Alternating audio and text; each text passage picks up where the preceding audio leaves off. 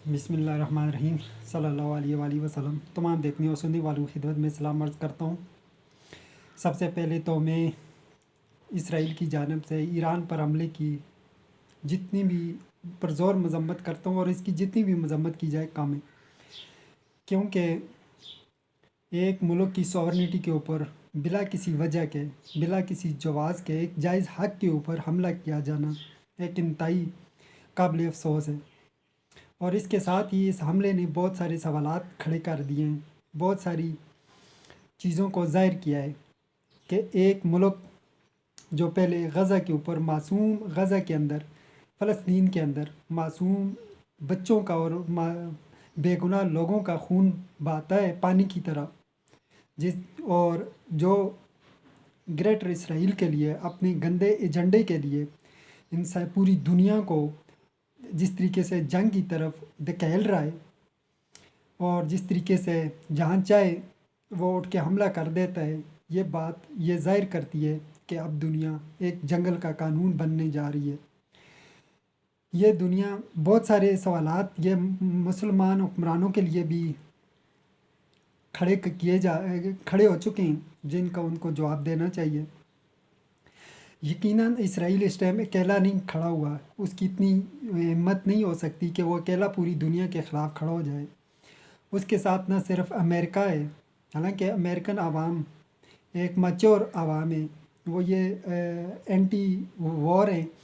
وہ وار کے اگینسٹ ہیں، کیونکہ وہ اس چیز کو سمجھتے ہیں کہ جو وار ہے وہ انسانیت کی تباہی ہے۔ لیکن جو پولیٹیکل قیادت ہے، عسکری قیادت ہے، اور وہاں کے جو بزنس ہیں، ان کے اوپر پوری طریقے سے یہودیوں کا ہولڈ ہے۔ اور اس کے ساتھ کھڑے ہیں مسلمان سیاستدان، جن کے مفادات جنہیں اتنے عزیز ہیں کہ نہ وہ اسلام سے اپنے ذاتی مفادات کو، اپنے اقتدار کو، اپنی طاقت کو اسلام سے بھی بالا تر سمجھتے ہیں، انسانیت سے بھی بالا تر سمجھتے ہیں، اور ہر چیز سے وہ اپنے ذاتی مفادات اور اپنی طاقت کو، اپنے اقتدار کو بالا تر سمجھتے ہیں۔ ان کے لیے وہ یہ سمجھتے ہیں کہ ہم نے اللہ تعالیٰ کو جواب ہی نہیں دینا، جو کہ اسلام کو فراموش کر چکے ہیں۔ اور تیسری جو چیز سب سے بھیانک ہے، وہ ہمارے وہ علماء اکرام ہیں جنہوں نے جو یزیدیت کو پروٹیکٹ کر رہے ہیں، اور جنہوں نے اسلام کے کانسیپٹ کو صحیح طریقے سے پیش نہیں کیا۔ اگر وہ اسلام کے کانسیپٹ کو صحیح طریقے سے پیش کرنے میں کامیاب ہوتے تو ہمارے مسلمان لیڈر ایسی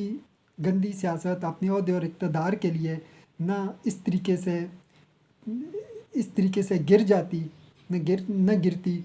اور نہ ہی اتنے زیادہ فرقے پیدا ہوتے اسلام کے اندر۔ لیکن یزیدیت کی پروٹیکشن میں وہ اسلام کے کانسیپٹ کو بہت غلط طریقے سے پیش کیا گیا، اسلام کے بنیادی کانسیپٹ کو، جس نے پوری امت مسلمہ کو ڈیوائیڈ کر دیا، جس نے مسلمان حکمرانوں کو دنیا داری کرنے پر مجبور کر دیا، جس نے جو اسلامی دنیا کو نہ انسانیت کو بہتری کی طرف لے کے جا سکی، اور نہ اسلامی دنیا کو۔ اسلام کی حقانیت ہوتے ہوئے، اسلام ہمارے سامنے ہوتے ہوئے بھی، حق ہمارے سامنے ہوتے ہوئے بھی، اسلام کی حقانیت ہمارے سامنے ہوتے ہوئے بھی ہم اس حق سے دور رہے۔ تو یہ وہ سوالات ہیں، اس وقت میں یہ سمجھتا ہوں کہ پوری انسانی دنیا کو اسرائیل کے خلاف اٹھ کے کھڑے ہونا چاہیے، جو اسرائیل پوری دنیا کو جنگ و جدل کی طرف، تباہی کی طرف لے کے جا رہا ہے، جو وار کی طرف لے کے جا رہا ہے، اور جو اس دنیا کو جنگل کا قانون بنانے جا رہا ہے، جو انسانیت کے منہ پہ ایک دبا بن چکا ہے، جو دہشت گردی اور بدمعاشی کی اپنی مثال آپ ہے، جس کی دوسری کوئی مثال نہیں ملتی۔ اور یہ معصوم لوگوں کی جو آئے ہیں، یہ پوری دنیا کو اپنے لپیٹے میں ایک دن لے لیں گی۔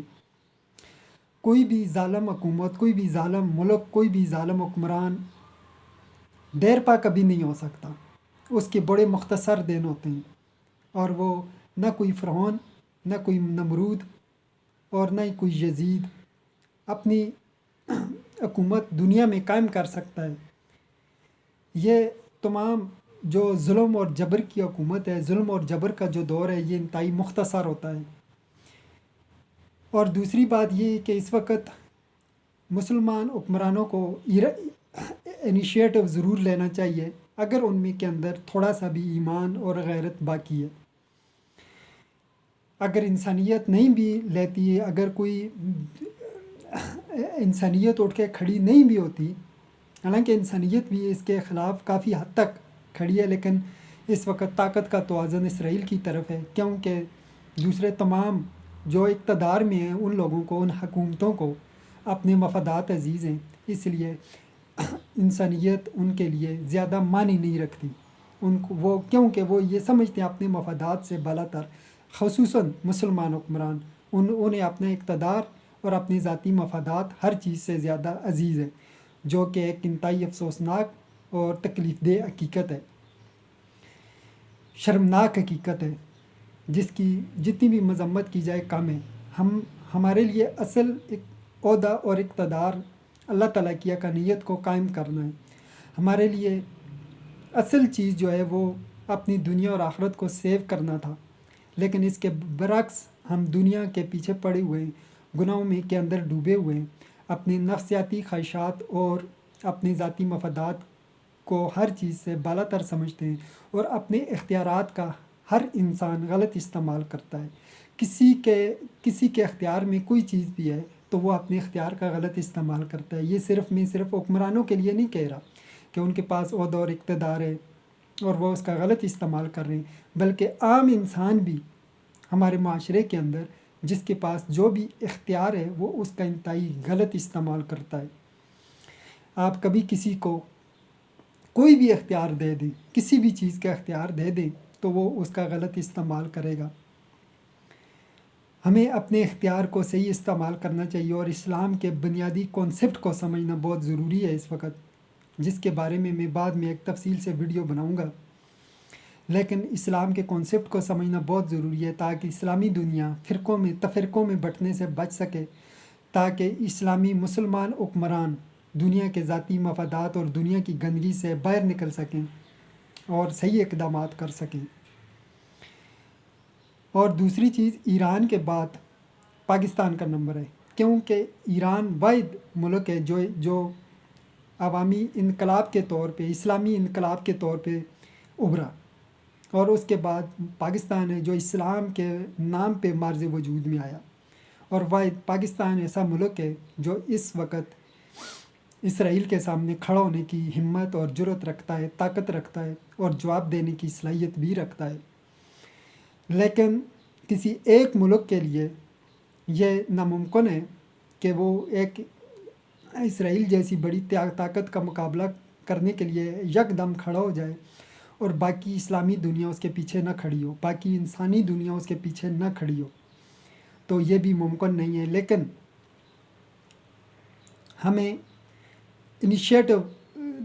وقت سے پہلے لینا چاہیے، ہمیں اپنے آپ کو تیار رکھنا چاہیے. اس چیز کے لیے ہمیں اپنے آپ کو بالکل بھی بھرپور طریقے سے تیار رکھنا چاہیے. اور دوسری چیز، ایران کے اندر جس طریقے سے اعلیٰ عسکری قیادت کو شہید کیا گیا، سائنسدانوں کو شہید کیا گیا، اور صحیح جگہ پہ ان کو پوری طریقے سے پراپر معلومات کا ان کو ہونا، یہ بات یہ ظاہر کرتا ہے کہ ہمارے اندر غدار موجود ہیں، اور وہ غدار موساد کو باقاعدہ انفارمیشن دے رہے ہیں. اور اس حملے کے لیے یہ اگر ہم یہ کہیں کہ یہ ایک سیاسی وجوہات کی بنا پہ نیتن یاہو نے حملہ کیا، یہ ایک ڈیفینڈ کرنے کی کوشش ہے، ایسا بالکل بھی نہیں ہے. میں یہ بالکل بھی نہیں سمجھتا. اس حملے کے لیے ایران کے اوپر کئی سالوں تک اسرائیل نے تیاری کی ہے، کئی سالوں تک، اور اس کے پیچھے باقاعدہ طور پہ ایک بڑی اسٹریٹجی تھی. یہ صرف سیاسی وجوہات کی بنیاد پہ نہیں ہو سکتا. اور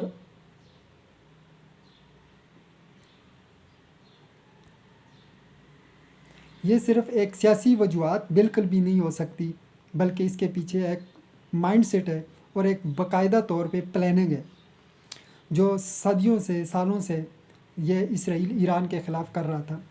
اور ایران کے بعد اب بھی اسرائیل اس تیاری میں ہے کہ ہم نے پاکستان کے اوپر کس طریقے سے حملہ کرنا ہے یا پاکستان کو کیسے کمزور کرنا ہے.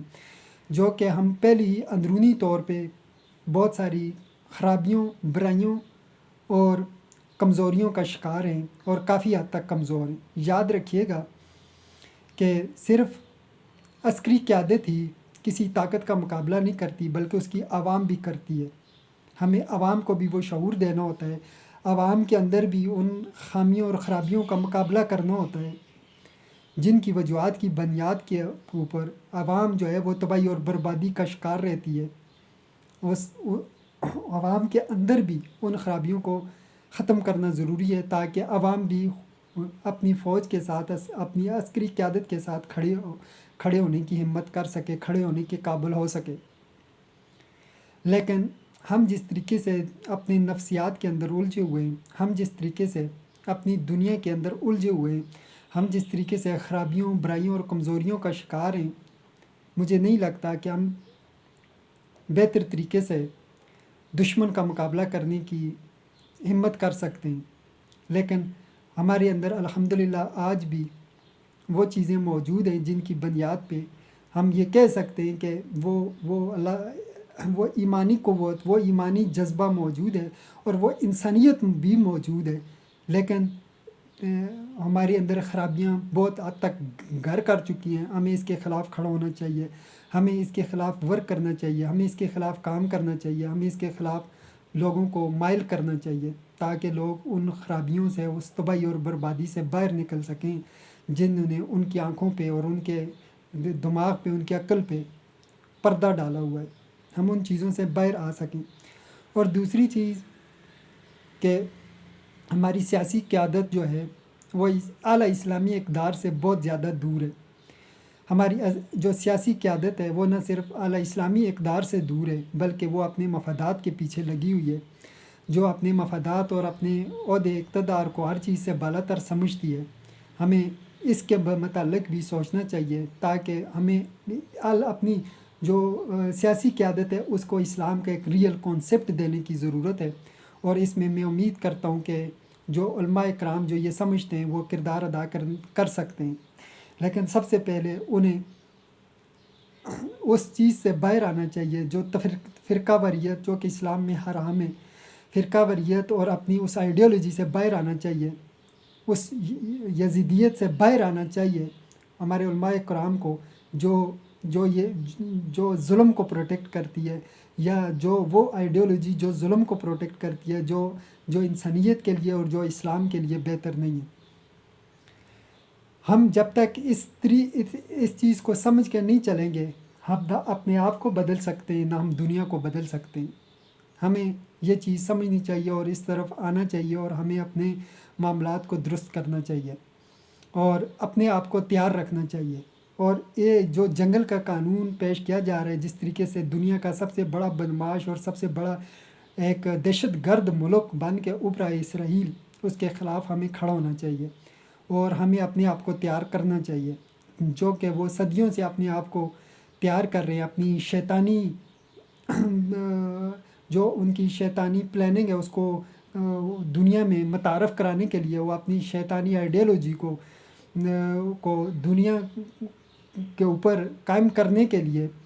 جو صدیوں سے وہ پلاننگ کر رہے ہیں، ہمیں بھی یہ سوچنا چاہیے، ہمیں بھی یہ بات سمجھنی چاہیے اور ہمیں بھی اپنے آپ کو حق کے لیے تیار کرنا چاہیے۔ تو اپنا بہت خیال رکھیے گا، ملتے ہیں اگلی ویڈیو میں۔ اللہ حافظ۔